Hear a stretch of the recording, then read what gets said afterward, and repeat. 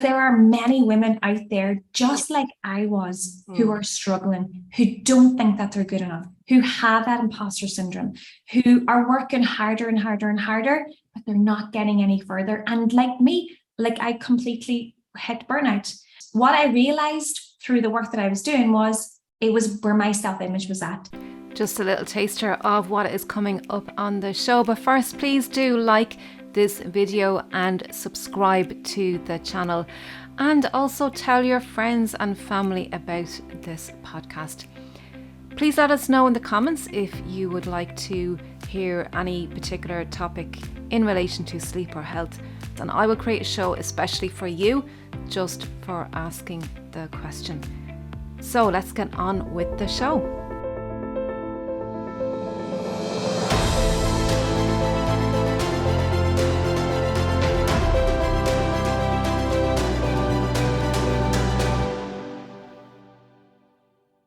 Before we start today's video, please be sure to subscribe and hit the notification bell so you don't miss out on any new videos.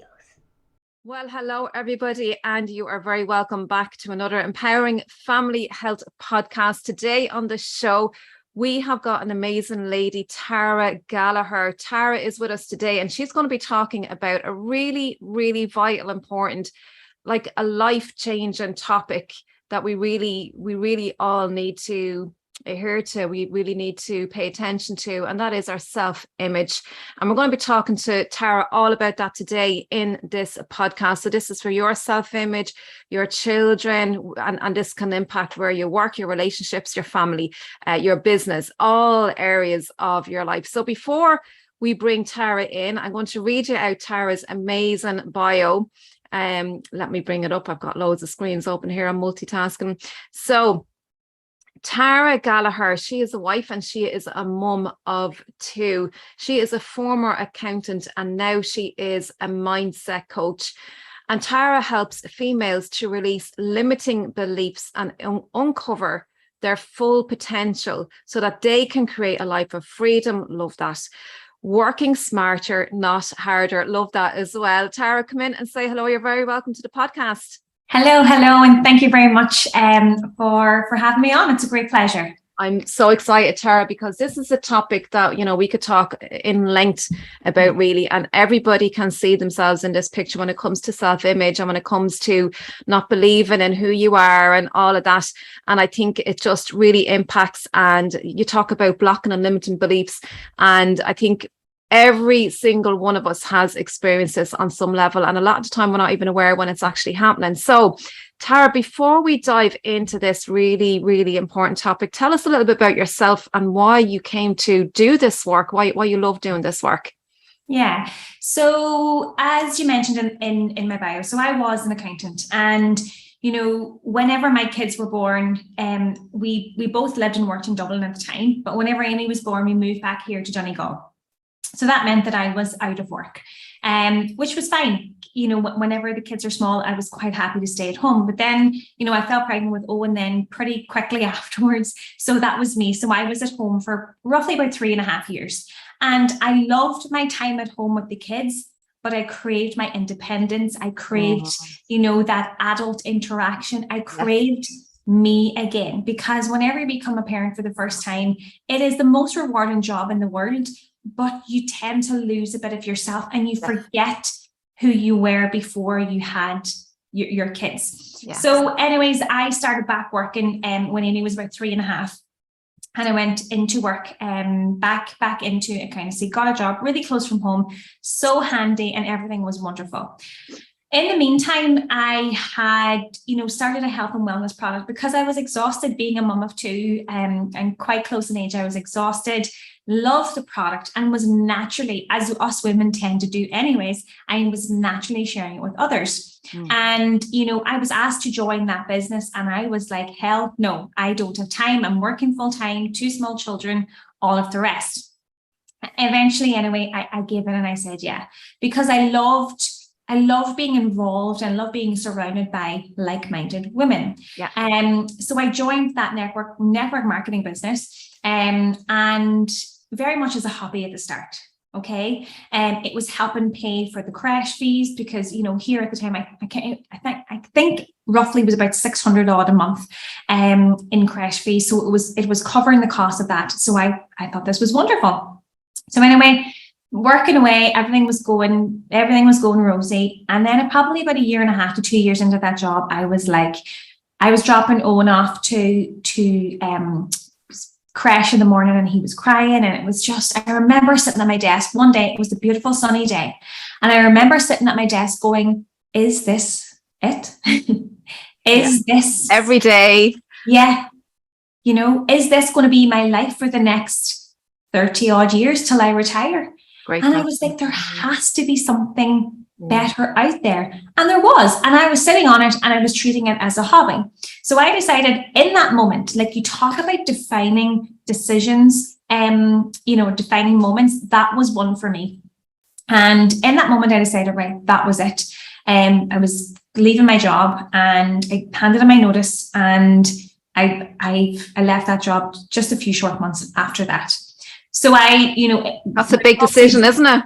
It was, and it was a decision that I was kind of afraid to make, not for me, because I knew myself it was the right thing for me to do, because we all hear change nothing, nothing changes. So yes. I had a choice. I could sit and continue to be miserable and, not see my kids. Like I was seeing my kids for 2-3 hours a day, or I could do something to change it. And it was like making ends meet all the time.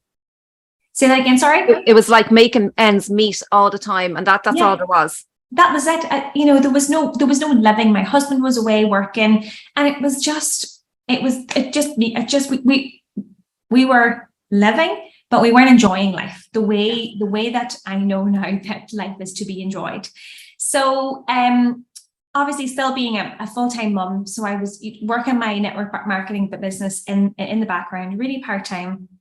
And was doing really well with that, hit a phenomenal position that I think only 2.7% of all people who join the company hit.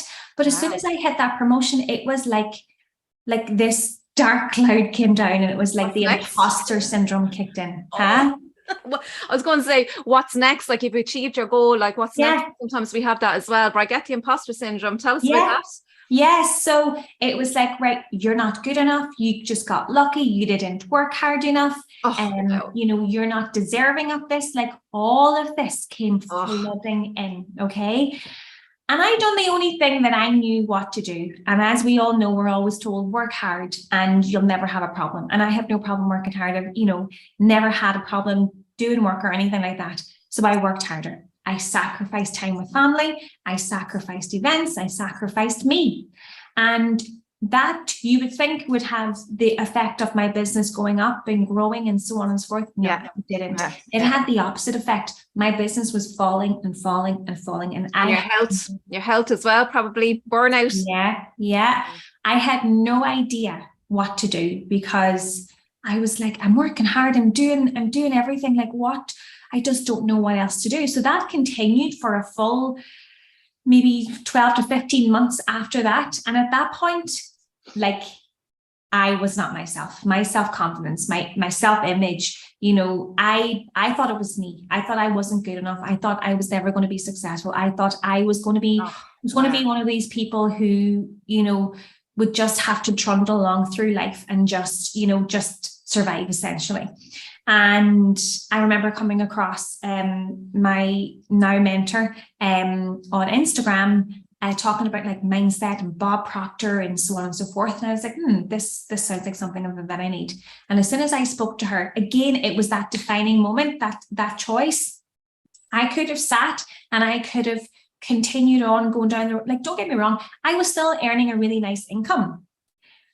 But I just believed that I couldn't go any further than where I was at. It wasn't fulfilling it at all. Yeah.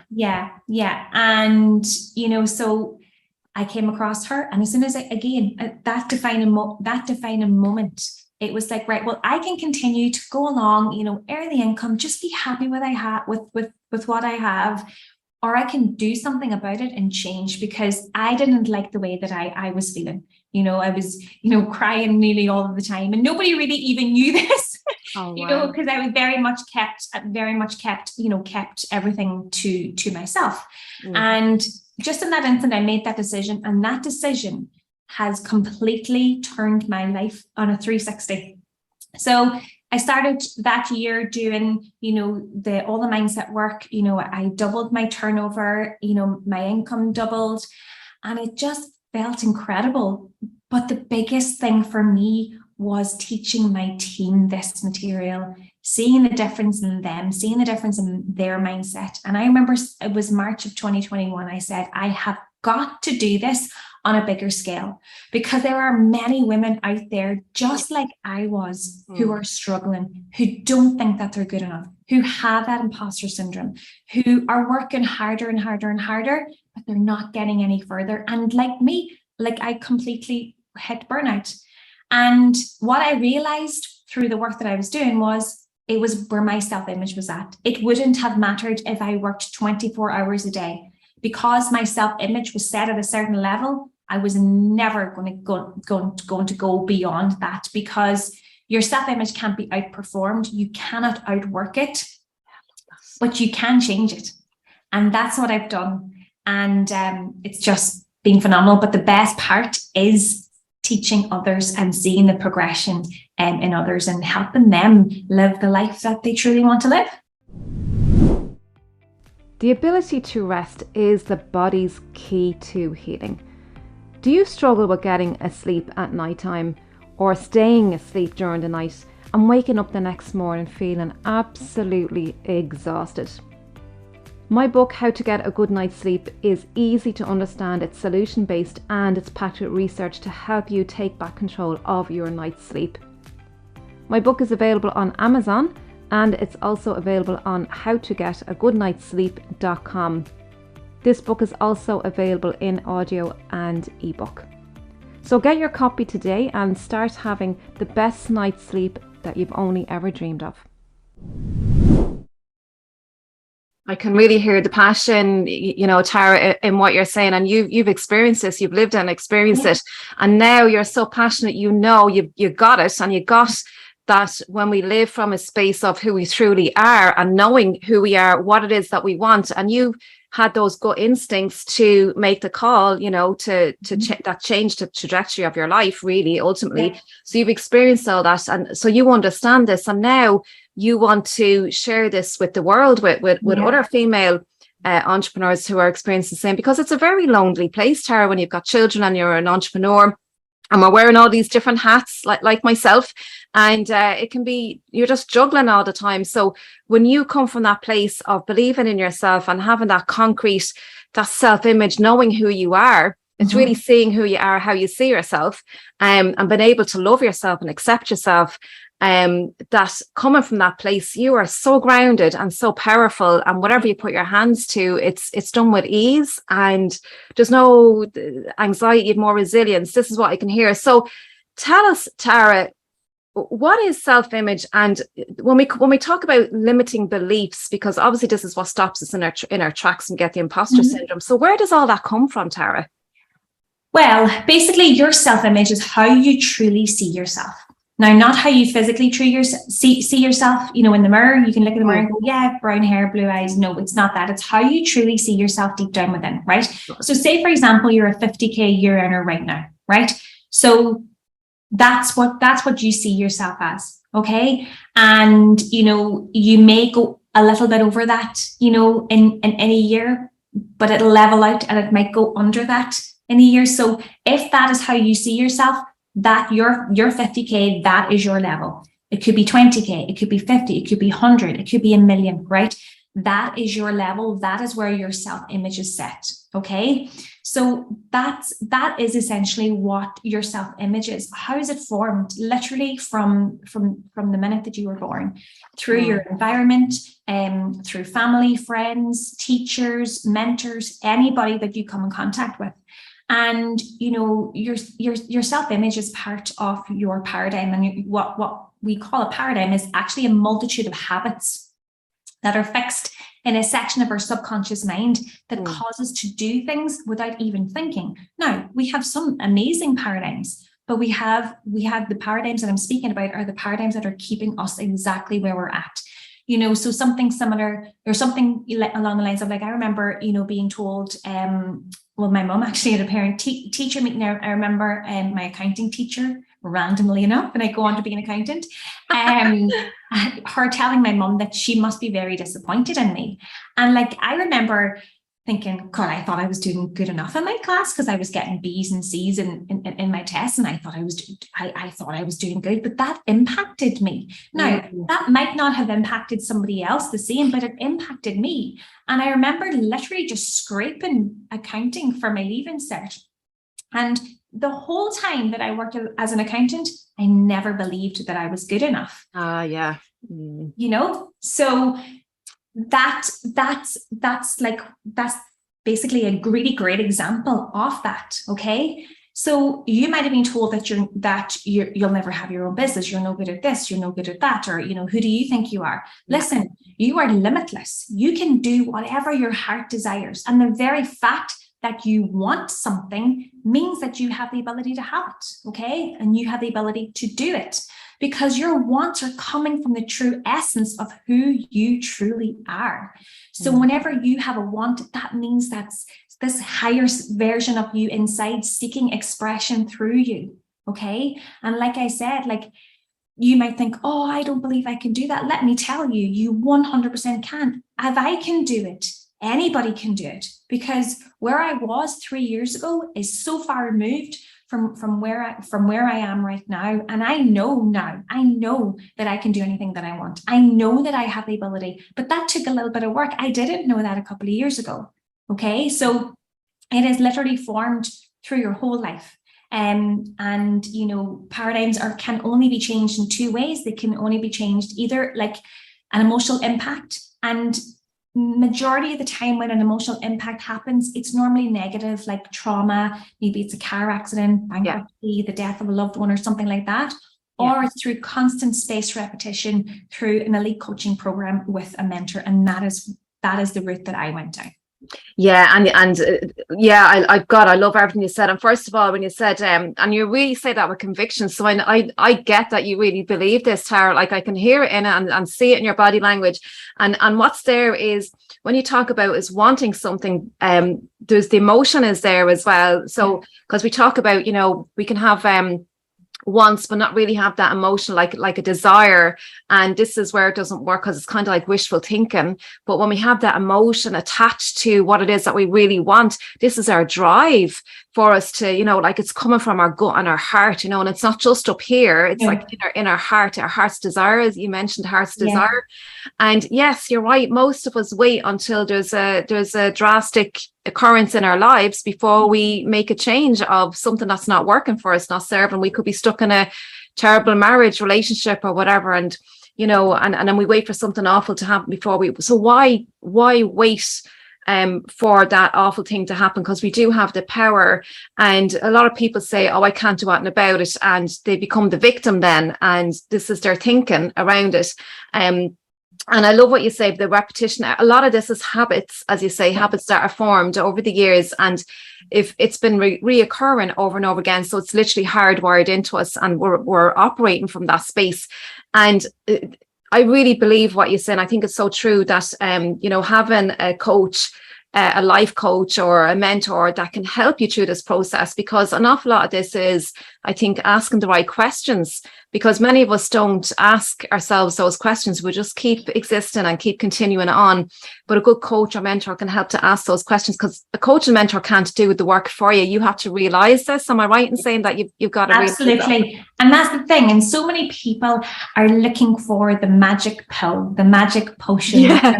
Just fix me. You have got to do the work yourself. You really, really have to. And something that you said there a little while ago about your desire, you know, coming from your heart's desire. Like, a lot of people that I speak to, I ask, you know, what do you want? And they don't actually know what it is that they want. And number one, the reason for that is maybe they believe that there's no point in even thinking about it because they don't have the ability to have it. And number two, they're just really not crystal clear. So, you know, if you are sitting listening to this and you're like, well, I really don't know what I want. Well, write out what would your ideal day look like? What would you be doing? Who would you be spending time with? How would you be earning your money? You know, and like, how do you dress? How do you know, all of these things? And if still that doesn't work, ask yourself, what don't I want? What do I not want? So then it's the opposite of that you do want. And we've heard, like, I've heard this my whole life, burning desire, burning desire, burning desire. And I never really ever felt like I've ever had a burning desire. But how do you get a burning desire? Through that repetition, doing the illogical, because that was how your paradigms, your self-image was formed, through repetition of ideas over and over and over and over, you know, that seep into your subconscious mind. So in order for us to create new habits, we have got to do the repetition of the things, of the habits, of the behaviors of the person that you want to become. And so that's how it's formed. And it's totally illogical to your mind. Like, why would I read one page of a book over and over and over again? Like, why would I write out my goal over and over again, like morning, noon, and night? It's so illogical. So that's why it's so important to have that mentor, because you've got that accountability. And like, having accountability is almost like a success insurance policy, because you're over 90% more likely to achieve your goals if you have if you have an accountability partner, which is huge. And the accountability partner definitely has to be somebody that you look up to, and is where you want to be at. Yeah, and they've done the work, so they've seen the end. Well, there isn't really an end; it's always ongoing, isn't it? Life's a journey, as they say. But I love what you said, to write out what I want, to know what it is, or what does your day look like at the moment, what you do, because that's the self-reflection, and when we write, and I've done this exercise, oh my God, I'm forever journaling, writing stuff down, and it is so powerful. Like, initially when I started doing this work and writing stuff down, I have journals all over the shagging place, right? It's crazy. And you know what, it's not that I have to refer back to them, it's the process of writing it down. Like, I can throw them books out, it's what's happening in the moment when I'm writing it down. That's what's effective.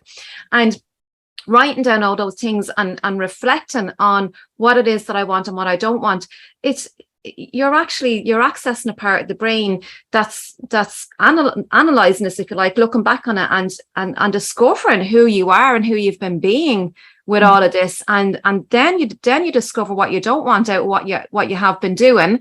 And I think they're really two powerful questions. What do I want and what don't I want? That's really, really powerful, and that will help you discover, because there's a lot of we don't know what we don't know. And this is what's there for many people. They're not on that inquiry, on that discovery. And I think writing, as you say, is powerful. And I love what you said about accountability, because most of us do default back into the old program, and that can happen. And don't beat yourself up about that. This is why it's so important to have an accountability partner or a mentor, and you can keep each other on track. I do so many programs where there's 2 or 3 accountability buddies, we'd have regular meetings, and it just happens. And we need to do it, every single day for a period of time. And they talk about habits, it takes 21 days to form, but I think it's different for everybody, but it is a long time. What do you say about that? I mean, you can change it like that, or it could take you a long period of time. It really just depends on how emotionally involved that you get and how quickly you accept the idea.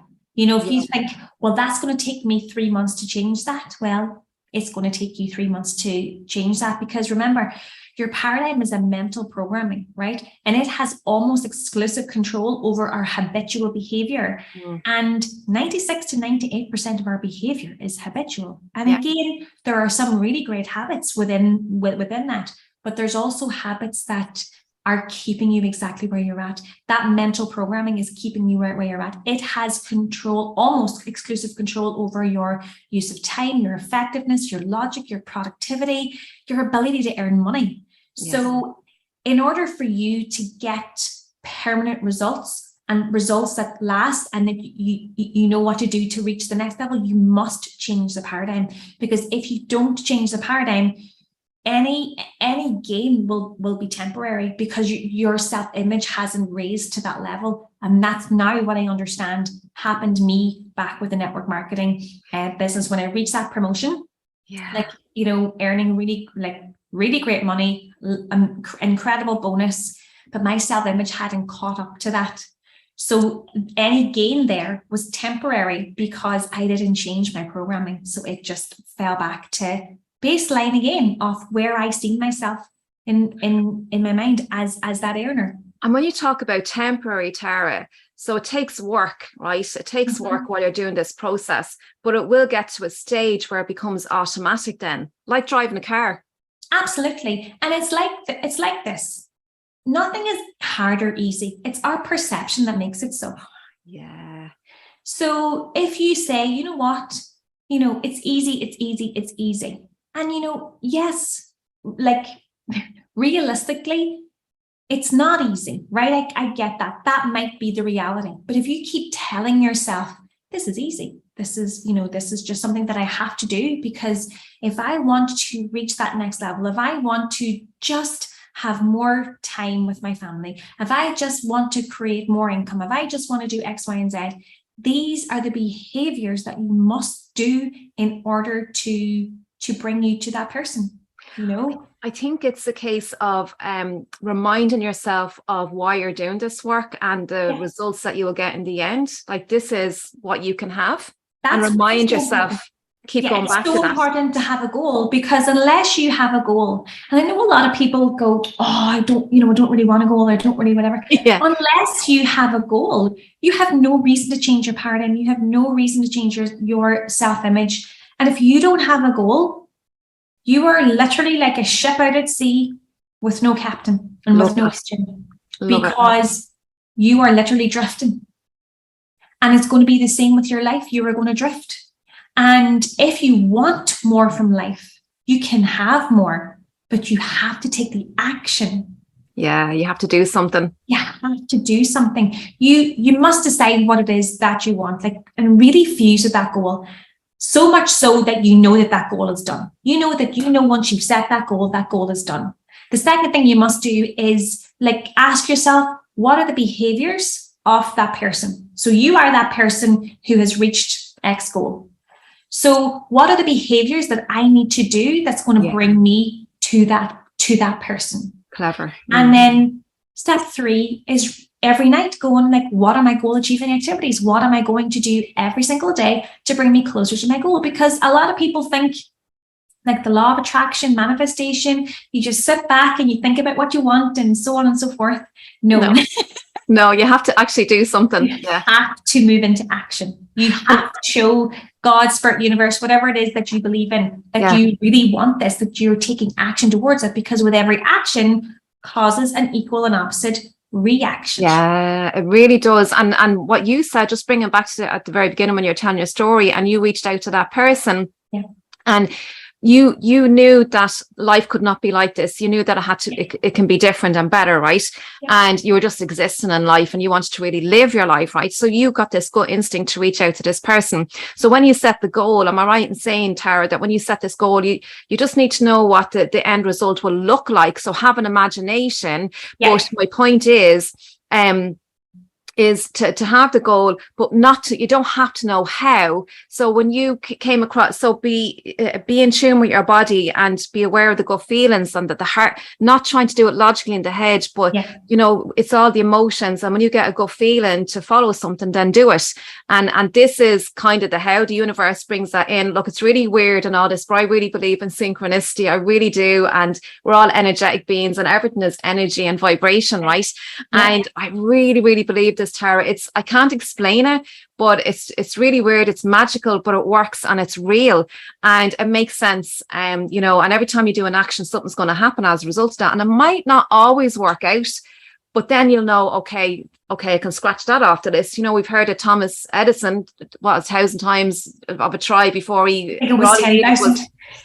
What was it? I think it was 10,000 times. 10,000 even, but it was just one go and he got it,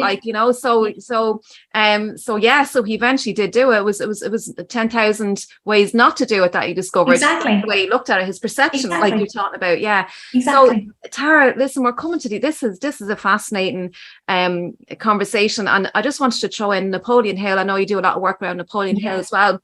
And I wrote down a quote because I think this is really priceless. You know, when we talk about what the goal is that we want, and a lot of people don't understand, or they don't know what they want. But imagination is like to be able to see in our mind what it is that we really want, and then attach that emotion, like what would that feel like if you achieved it? And this quote I wrote down is, imagination is the most marvelous, miraculous, inconceivably powerful force the world has ever known. And I think, you know, imagination is something that has been suppressed in so many of us. Yes, because you think that imagination is only for children, and you know, and it's not. So when you imagine that what you want to be, you have got to see yourself already having achieved that, thinking and acting like that person. And the only way that you can do that is going into your imagination. So like setting your alarm, you know, every 2 to 3 hours, every single day, with an alarm going off, and go there in your imagination. You know, if you know, a challenge arises, okay, ask yourself, so how would the person I intend to become deal with this? How would they respond to what's going on here? Okay, how do they think? You think only about what you want, and you don't entertain any reasons to how you can't or how you won't do something. Because whenever you're filling your mind with everything that you want, there is no room to think about anything that you don't want. Your only job is to think about what you want. The how is absolutely none of our business. It's not up to us to figure that out. And because of being an accountant and coming from that background, I had such a logical mind. And it was like, how is this going to happen? And, you know, again, like still trying to put in more work and stuff, going, no, hang back here. Be that person that you want to become now. You don't wait, because so many people wait and make decisions based on where they're at. And when you're making decisions based on where you're at, you will always stay exactly where you're at. You must make decisions based on where you're going and based on where you want, because when you make those decisions, that's when the game will change. Love it. Yeah. When I have enough money, or when I get this qualification, we wait. But we need to do it now. Because we're just getting the results based on the present now. If you know, we need to take that leap almost and get out of our comfort zone and have that knowing and that faith. And it sounds a bit airy fairy, but it's like Brené Brown always says, and going back to what you said, if you look for reasons why you can't do this, you will find it. And Brené Brown always talks about that, your mind, because your mind has this antenna, because that's what your brain does. It goes off and searches the environment, you know, make sure it's safe. And if you go looking for any reasons why you can't do something, your brain will find the reasons. So the same is true. If you know that you can do this and go from there, your brain will go out looking for every possible opportunity. It will look for opportunities to make this possible. So it's really weird how the mind works, but it is when you understand it, and you can work it and go with it. Oh my God, like there's miracles waiting out there for people, Tara, and you're doing amazing work. I just want to ask you one thing about teenagers and children, because I'm very passionate about that area when it comes to self-image. So children, obviously, parents of my era, you know, we grew up in a different time, so we didn't have any technology or internet, and kids now do. And there's a lot of pressure with internet and all of that. But in terms of self-image, do you have any advice for parents with their children, how to encourage them to empower their children, let them be, because it's about being, let them be and let them find their way. So do you have any advice for parents when it comes to self-image for teenagers? Yeah, so like I have an almost teenager, so she's 13 now in February. But because I've done this work, I've seen a huge shift in her, and she's just like, she was so skeptical. She just literally manifested her own results there recently, and she's like buzzing, because she's like, wow, she can do this. But yeah, great question. And you know, it's definitely challenging as a parent, because you always default into like what you were told or what you were taught or whatever. And by the way, there is nothing wrong with that. There's nothing wrong with what we were taught or what we were told. But you know, I always get them to make their own decisions. That's powerful. Yeah, help them to be responsible, find their own way.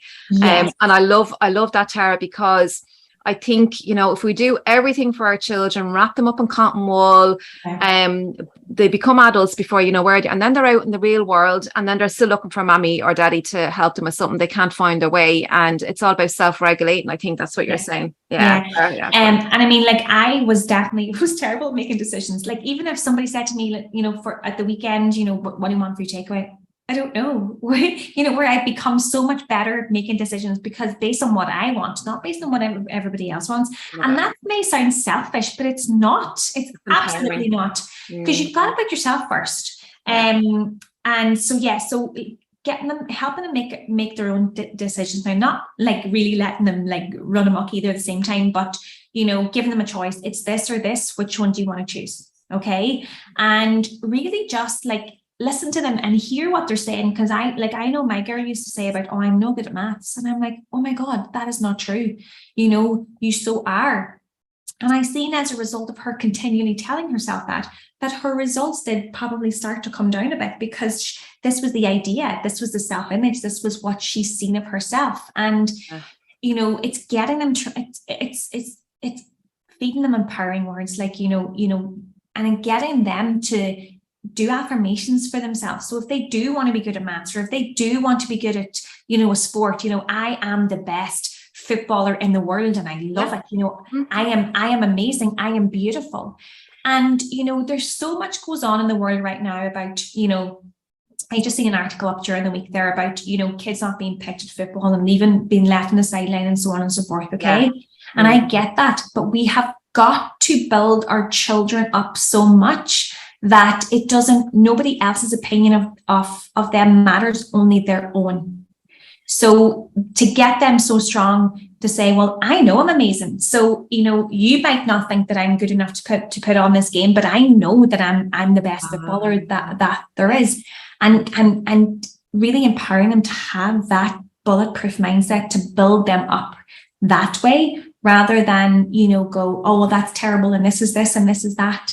You know, where it's just building them up, building their self-esteem up, and building their self-image up to help them believe that they can do whatever it is that they want to do. It's something they need to develop themselves, but where they're we can guide them along the way. And what I really heard you saying there, Tara, is let your children be seen and heard, right? Because a lot of the time their opinion doesn't matter. They're being pushed down. They're told to be quiet, sit there and be quiet and stop making a fuss and stop complaining. But when they're complaining or telling you something, this is them being vulnerable, right? And telling you what's not working for them. And what we're doing is we're shutting them down. So they're not going to tell us the next time. And I think this is really important that we create a safe place for our children, for them to be seen and heard without judgments, no matter what.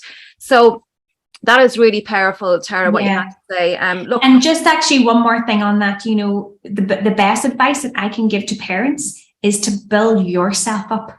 Because whenever you build yourself up, they will follow suit. You cannot do anything for them, unfortunately. You know, they have to do these things themselves. But when they see that you're doing that, when they see that that's how you're behaving, when they see that, you know, the opinions of others don't matter to you, it just brushes off you. They will follow suit. They will follow by example. So as parents, we've got to do the work on ourselves. Because if we're insecure, you know, if we're not confident, that is going to filter down into our kids. So it's building ourselves up first, and then it will filter down into the kids. Like with Amy, I didn't push any of this work on her. But it's only really in the last couple of months, maybe 6 months, that she's really, and that's me doing it for 2.5 years. I couldn't agree more, Tara, with that, because that's the environment. That's what we're putting out into the environment. And it's the same with our work environment, our community, whatever, all of that. And our children absorb and they mimic what we do. We can't tell them what to do necessarily. They literally, it might work temporarily, but long term, they literally adapt who we are, right? And that's just, I'm so delighted that you did say that, Tara. Listen, we are over time. We could talk for a long time about this. It's such an important area. It really is to help build our self-esteem or our self-image, you know. But I think the key point here, Tara, is it all starts with ourselves. And then it has that ripple impact. outwards after that. Tara, how can people work with you, and give us where can people contact you as well? Just tell us a little bit how people can work with you. Yes, so I am contactable on Facebook, also on Instagram. So either or, you can send me a private message, we can get a call arranged and we can have a chat, and it's free, no obligation. And yeah, I'm looking forward to speaking to so many of you. Great. And I'll put all those links in the show notes. And Tara, you regularly do challenge events, free challenge events as well. So watch out for that as well. I was on one. God, you have them on every so often, but I was on one there a while ago anyway. But watch out for that as well, folks. They're absolutely amazing. If you do have the time, make the time, actually. Make the time. It's a priority. So Tara, listen, thank you so much for your time. Thank you for being who you are in the world. You're doing amazing work, and you're making a difference in the world. So thank you, and have a wonderful day, Tara. Thank you so much for having me on. I really appreciate it. You're welcome. If you enjoyed this video, please be sure to hit the like button and share it with your friends and family.